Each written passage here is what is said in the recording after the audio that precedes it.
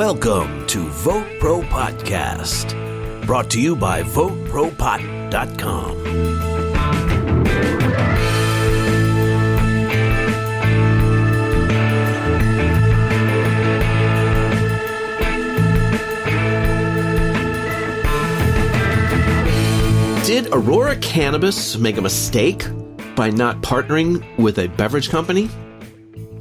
Well, we'll find out. A Maryland court, let's hear it from Maryland, rules that simply smelling weed does not constitute probable cause. A former NFL great, Calvin Johnson, aka Megatron, partners with Harvard for CTE studies vis-a-vis cannabis. WeedMaps will stop advertising unlicensed cannabis retailers later this year. We have those stories and a whole bunch more. But first, Jay has yet another message from one of our loyal listeners. Jay? James Russell, who writes us a lot, is a regular listener and a great guy, sends some really good information. I'm only mentioning this because on the show, I don't know, maybe a year ago, a long time ago, I don't even know what episode, we were talking about documentaries. One of the documentaries we mentioned was a documentary that was on Netflix called A Life of Its Own, The Truth About Medical Marijuana, which was really good. I really enjoyed it. It's great video. I liked it. Yeah. So anyway, James wrote and said, guys, I listened to your podcast. I went to search it and I couldn't find it. And I checked today and he's right. It's not on Netflix anymore. I looked on Amazon. I did some searches on the internet. I don't know where the hell it is. So sorry about that. Well, maybe send an email to Netflix, Yeah, that's a good idea. Reach out. In the subject line, just WTF, question mark. Yeah, that'll work. And that'll, Yeah. So anyway, James, thanks for reaching out. Send us some good information, too, which will work its way into the show eventually.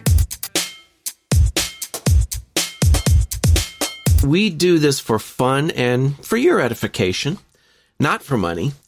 But there is some things you can do to help us out, if you're so inclined. First of all, we sure would love you to share this podcast with your friends who you think might be interested or might need some gentle persuading. Let them know about our podcast and how to check us out. And also, one of the main things you can do is go down to the show description on Apple iTunes. Give us a rating, hopefully a 5-star rating. Really, the 5-star rating. If you're not going to do that, don't bother. No, I'm kidding. But give us a rating. Write us a comment. It really helps us out and helps us get the word out. Yeah, and we'd love to hear from you. You can go to our website, VoteProPot.com, and hit the contact button and send us a message, or you can send us an email at podcast@VoteProPot.com or call our message line at 240-257-2441. Now, there's so much information that comes out every week about cannabis legislation and the industry and the culture that's impossible for us to even scratch the surface every week on our podcast. So we share as much information as we can on our social networking sites. So please go to Facebook and LinkedIn especially and follow us, like us, share us, and you'll be able to keep up to date on so much information pertaining to the cannabis market and the legislation. So please follow, like us on social networking on Facebook, LinkedIn, Twitter, and Instagram. Just do a search for VoteProPot. Those who have been listening for a while are probably, or those who just know the industry are probably familiar with legendary cannabis researcher, Israeli cannabis researcher, Raphael Mechoulam. Now, for those of you to know who he is, he's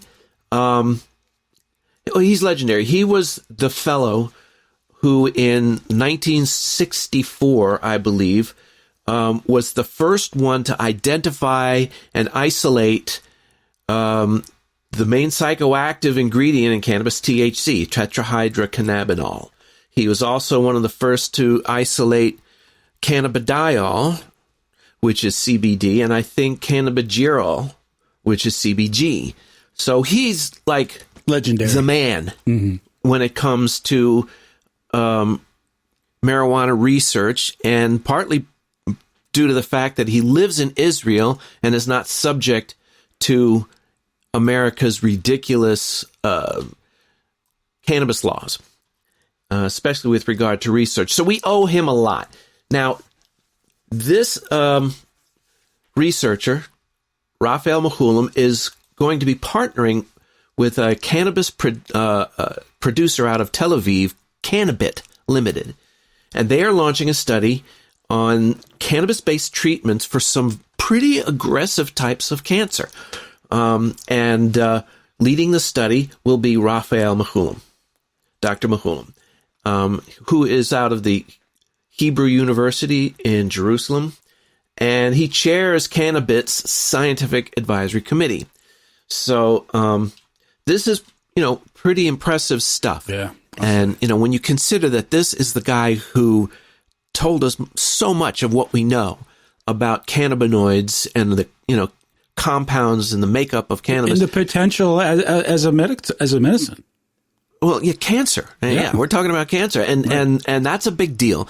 So we tie together our long hoped for cure for cancer with our equally long hoped for acceptance of cannabis. Who would have thought after all this time that it could be the cure for cancer? We don't know. Right. We're not saying that it is, but some heavyweight researchers are looking at it. Right on. It's not surprising that this is happening in Israel. Israel was the first country to embrace and support medical cannabis research. Now, they've been using and dispensing cannabis in Israeli hospitals for years. So it's not surprising. And so if you're going to do some serious, I'm sure they've got a lot of money behind them, if you're going to do some serious research into medical cannabis, cancer is the first bit you're going to bite off.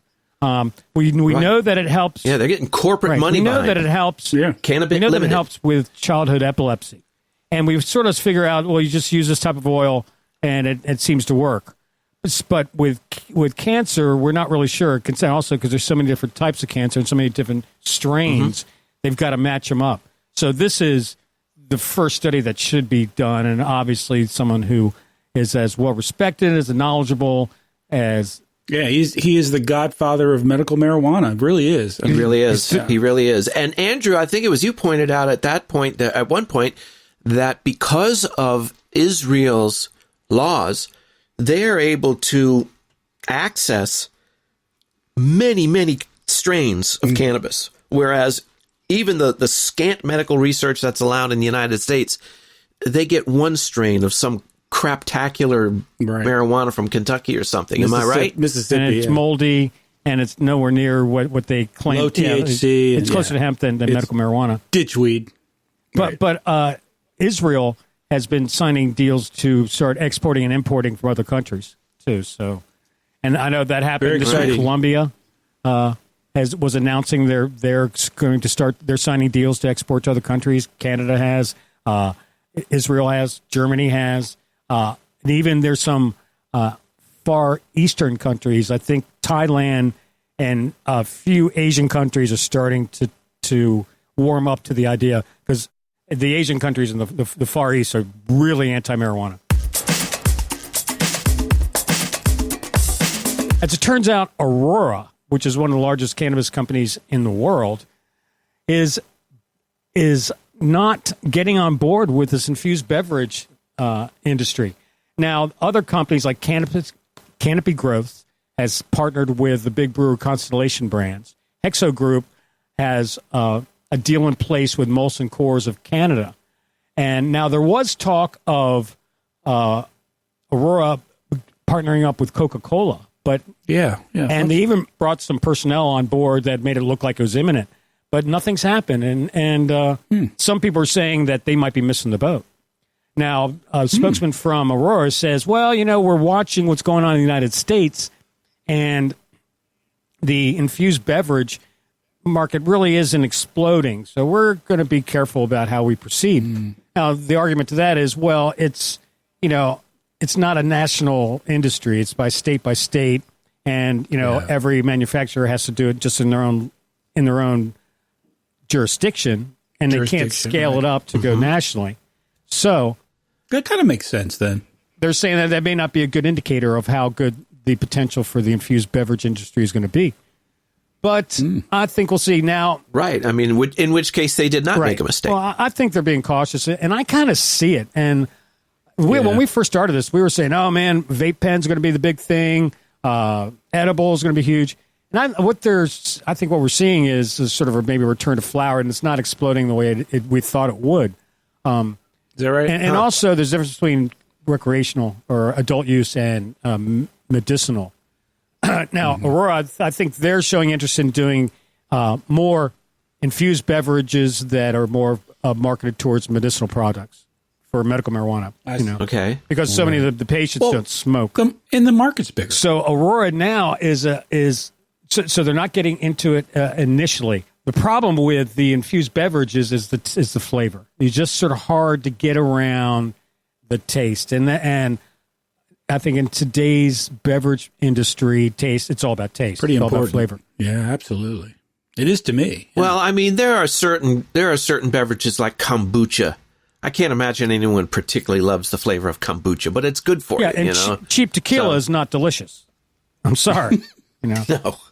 People certainly drink plenty of that. I'll drink to that. See, but what they were hoping for is an alternate to people drinking. So when you go out, you could get an infused beverage, get a high off it, and wake up in the morning with no hangover.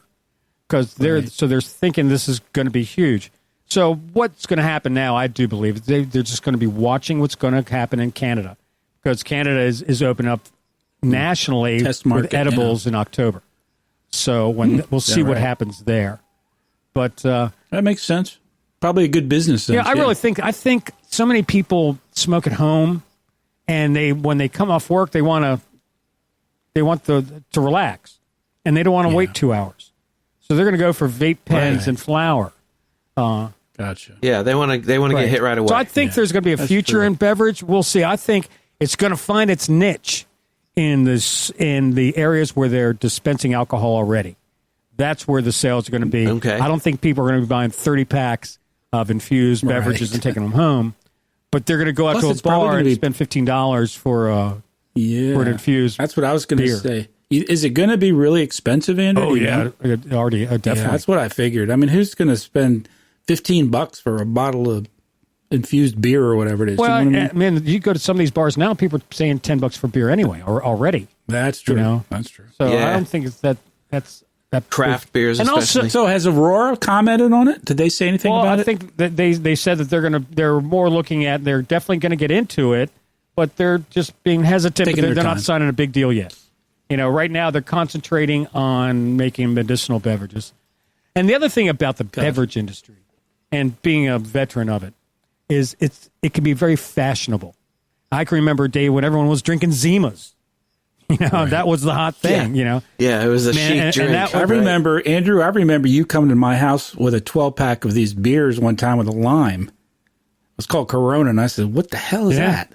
What the hell are you and doing? He said, this is going to be the next thing. Check it out. And he sliced the lime and dropped it. And put lime in my beer. What the hell is that? Right. But a year later, it's only the one kind, though. Right. It's Nobody puts a lime in a Budweiser. Well, they're starting to put you don't have a Yingling. They only put them in Coronas. Put fruit in other beers. I know there's one beer that you put oranges and moon. Yeah, right.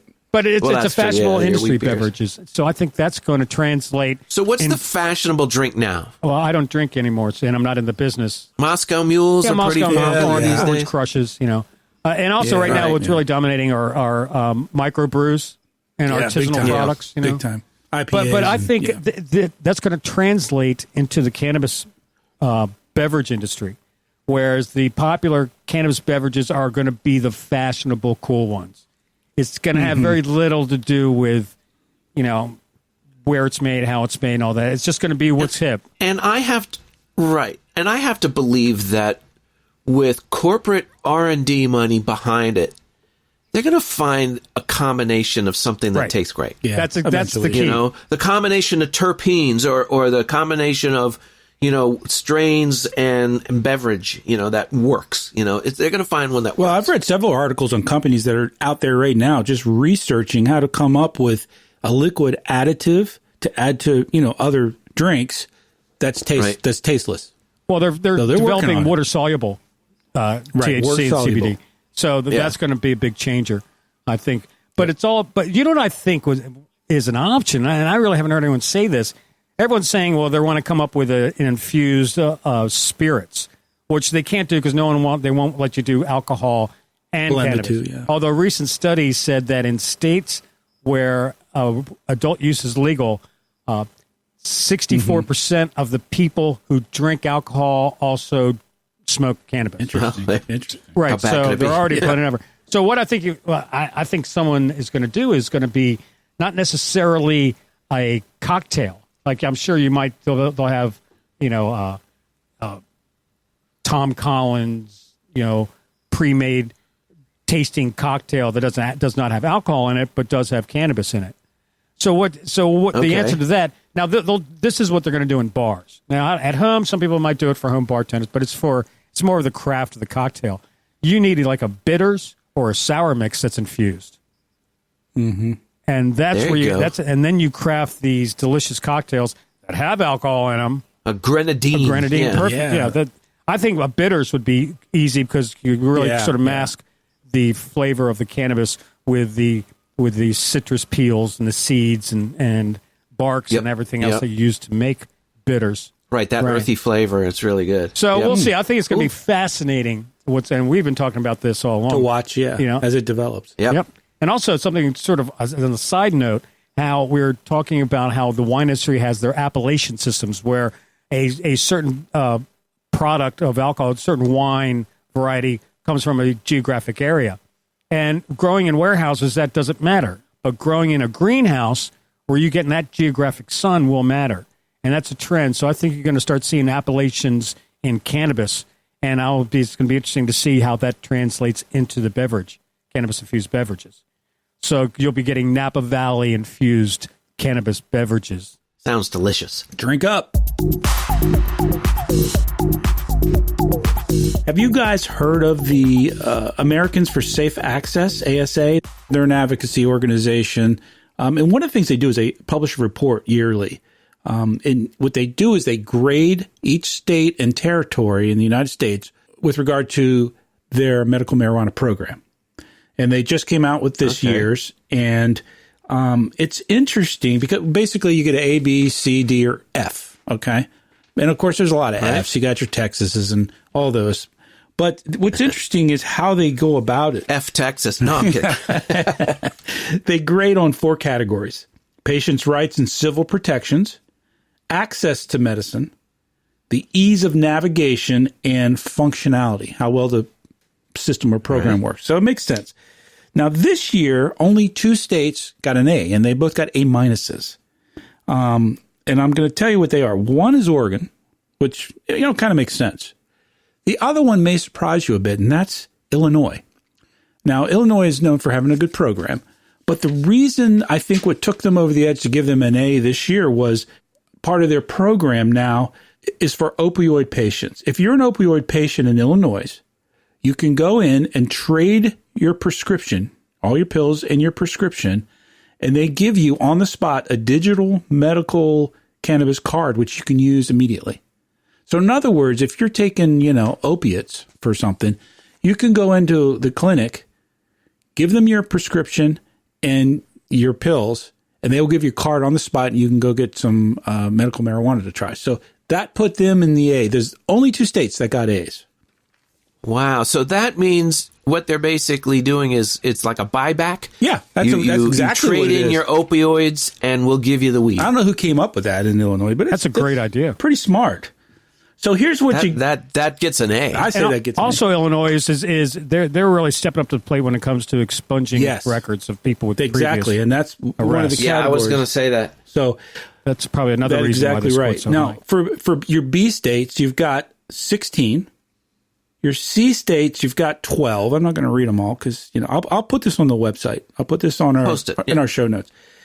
D, you've got 2 Ds: Utah, and we know all about Utah, right? We've talked about it a lot. In Louisiana, but there are 18 Fs. Basically, it's Texas and all the southeastern states. All the ones who got nothing. The Confederacy. Yeah. So basically. Basically, yeah. I mean, that's what it boils down to. So, as far as your B states, let's see what we got. We got Washington, Montana, California, Nevada, Colorado, New Mexico, Oklahoma, right? We've talked about that. Well, freaking Oklahoma got a B+. Where does Maryland rank? Maryland, What do we get? Maryland gets a B. Maryland is up there in the top programs. Yeah. Hell, I was content to do this pass-fail, but a B There I'll you take. go. Yeah, you got Michigan, Ohio, New York, Maryland, Delaware, New Hampshire, Rhode Island, and Maine. So those are your Bs. You know what I think some of those. Which part of this are you not going to read off? The rest, I think the rest I'm not going to read off. I think That's enough. I think some of the reasons some of these states scored high, especially like Oklahoma and Illinois, is because they recently legalized and they learned from all the other states and they got a lot right out of the gate. Yeah, I think you're right. That is part of it. Well, a lot of it's functionality. Then that's part of that.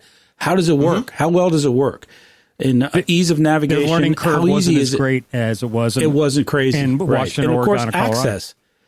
Some of these states have a decent program, but they only allow 10 dispensaries. You got to drive 400 miles to get your freaking weed, It's Well, crazy. they just had a meeting of legislators in Utah, and they came out and said, we're going to scrap the idea of state-run dispensaries.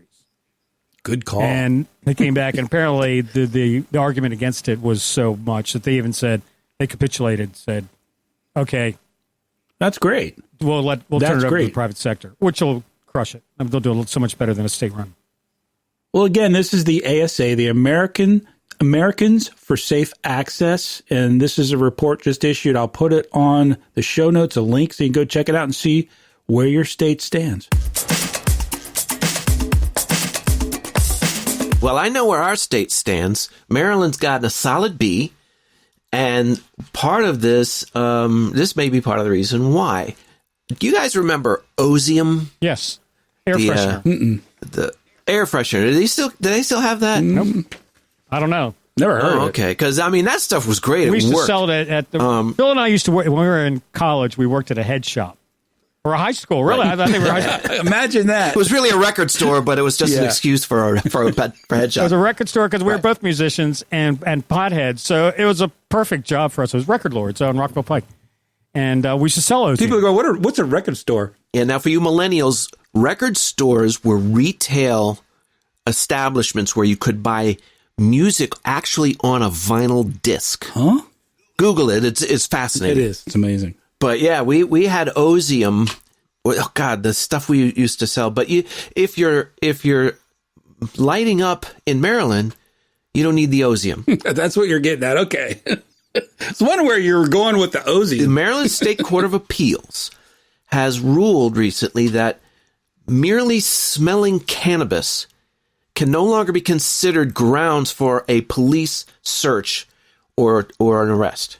Okay, that's in other words, just the smell of weed does no longer constitutes probable cause. Excellent. Right on, And Maryland. That is kind of a big deal because this really speaks to enforcement of adult use. And how many people are in jail? We've talked about it for possession, small amounts. And that's how most of them get busted. They get pulled over for having a broken taillight or something, and the cop comes up and smells weed in the car, and next thing you know, you're in jail. Right? Or if he doesn't like you, I just smelled weed. Yeah, exactly. That's I think more to And the if you point. don't, if you don't believe can't- me, ask the dog. Right. And we've talked about that too, the dog situation. Right. No longer can Right. that be, a dog that sniffs heroin and cocaine and weed, it can't be used anymore. the precedent-setting decision, and I don't know if any other states do this. That'd Yes, be worth it's happened looking up. before, and I think it was Oh, okay. Colorado or Oregon or Washington. But the decision is the result of a 2014 state law that decriminalized possession of up to 10 grams of cannabis in Maryland. So while anything more than that still counts as a crime, having less than 10 grams is now designated as a civil offense. Unless you have a medical card. Unless you have a medical Then card, you can of course, carry yeah, up to- because medical is legal in 4 Maryland. ounces. You can carry 4 ounces because that's as much as you can buy. And if they'll sell you 4 ounces at once, then you should be legally able to carry it. Right. Right. You got to take it home, obviously. So, Now, so since that ruling, which came last week, what this means is that, police went too far when they searched a man's pockets after detecting the smell of burnt cannabis coming from his parked car. This was the case that was brought before the court.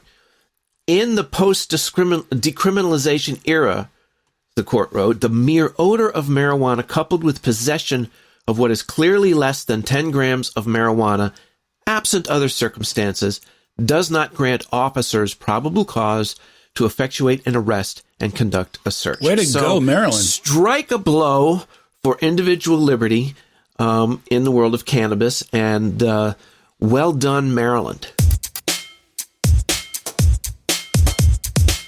Okay, in California, as it turns out, WeedMaps has been advertising or allowing cannabis companies that aren't legally licensed to advertise on their platform.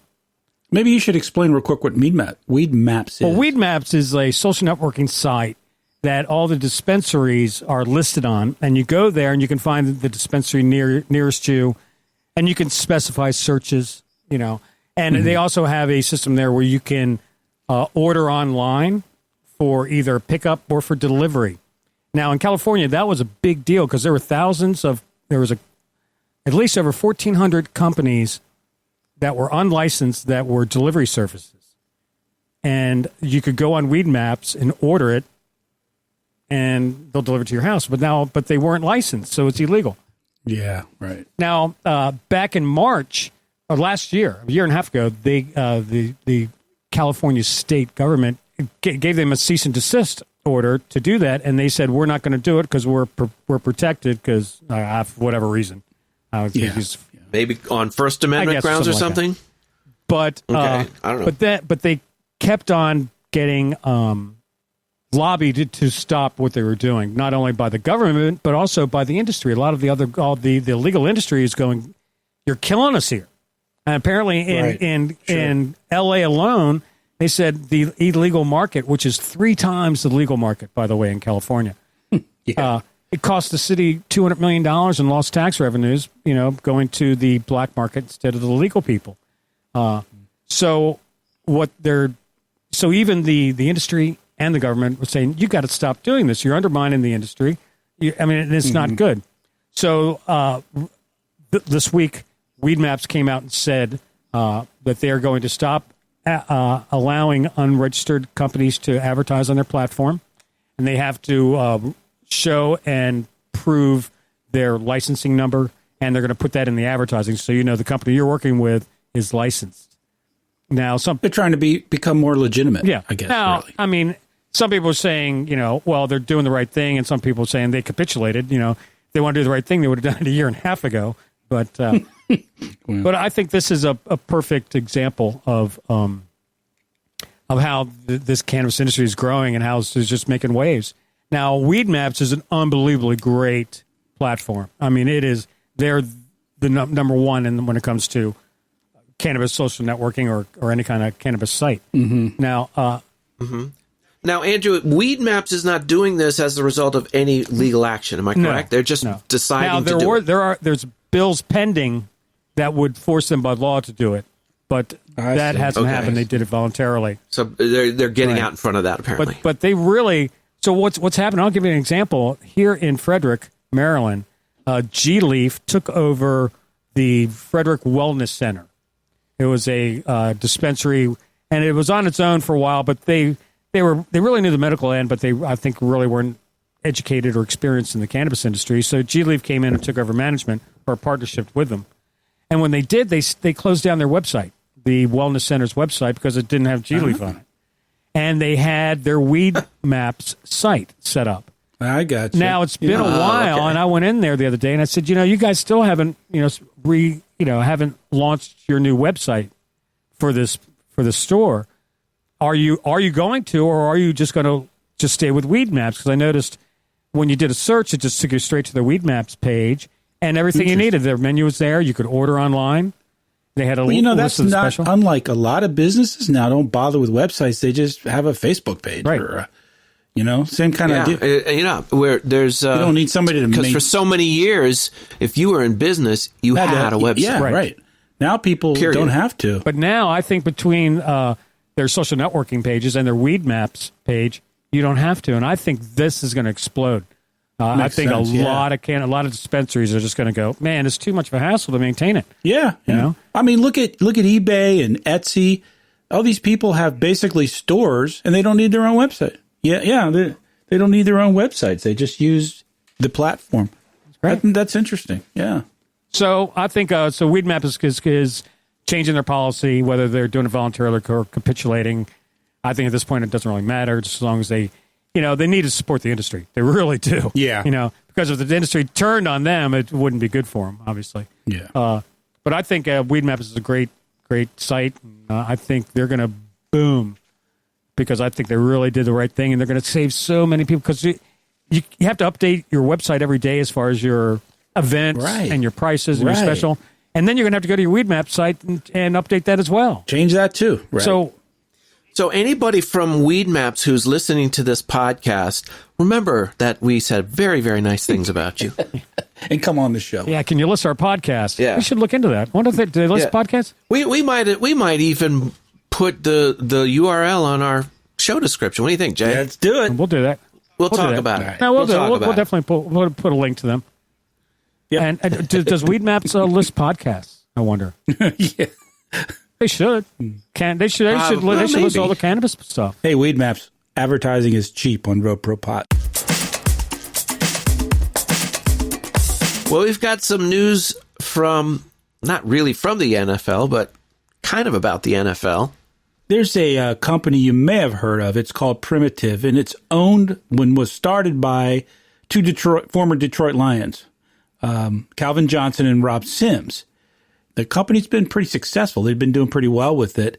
And this is an article from Ganjapreneur, which is a cool website. I love the name too, Ganjapreneur. Right. Ganjapreneur. By TJ Brandfault. And essentially what has happened is their company, Primitive, has struck a deal with Harvard University to research the effects of cannabis on CTE, which of course is the brain injury anomaly that players get.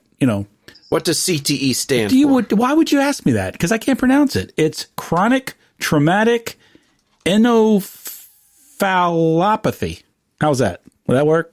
Are you happy now? Oh, that'll work. Are you freaking happy now? I thought you did. You did a fine job, put me on the Jay. spot, bitch. You really did a good job with that. The deal includes an undisclosed six-figure donation to the International Phytomedicines and Medical Cannabis Institute of Harvard. The university will conduct the medical research, run clinical trials, and its medical school will provide quality assurance for any products created by the company. So this is kind of different. I mean, this is a first that I'm aware of a commercially successful cannabis company making a deal, an agreement with, for God's sakes, Harvard Medicine, a major university to do research. Elite university. Yeah. Well, we did a story about Harvard before, and they're obviously being very aggressive because they turned to the federal government and said, we're just going to buy it from the state-grown dispensaries and growers and processors, and we're going to start doing research on it. Send in the SWAT team. Yeah. Well, I'm sure they get corporate sponsorship, though, right? I would think. Calvin Johnson and Rob Sims started out with a company that was essentially a cannabis real estate company. And then they kind of transitioned into this company. So it's interesting. It's an interesting story. And I wonder if we'll see this with more companies, partnering with large medical schools to do research. It's a step in the right direction. On a side note, the NFL announced this year that the league and the players' unions are creating what they're calling a joint pain management committee that will include cannabis and cannabinoids as part of their research into pain management and alternative therapies. Because, of course, the players' union is trying to get cannabis struck from the illegal drug list, right? So you don't get in trouble for testing positive. And so this was kind of a concession from the owners and from the NFL to the players' union. All right. Progress. Yeah, man. Baby steps, but progress. Good stuff. Unless you play in one of the F states. Hey, right.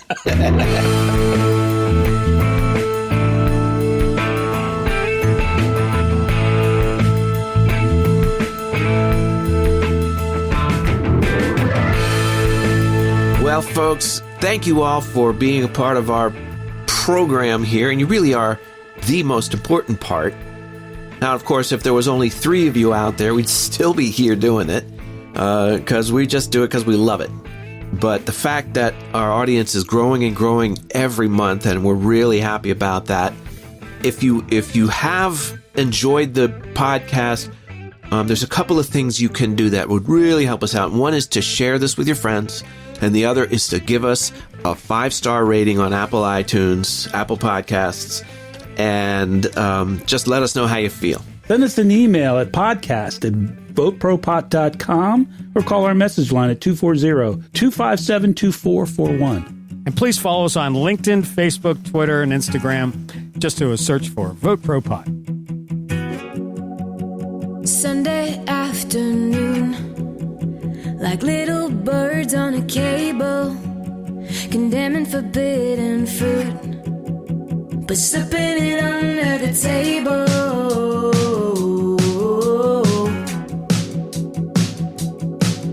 The table.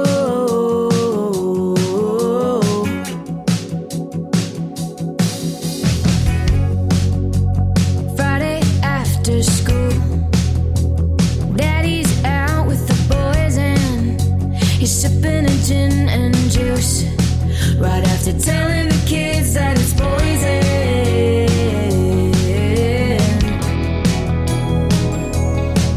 It's poison.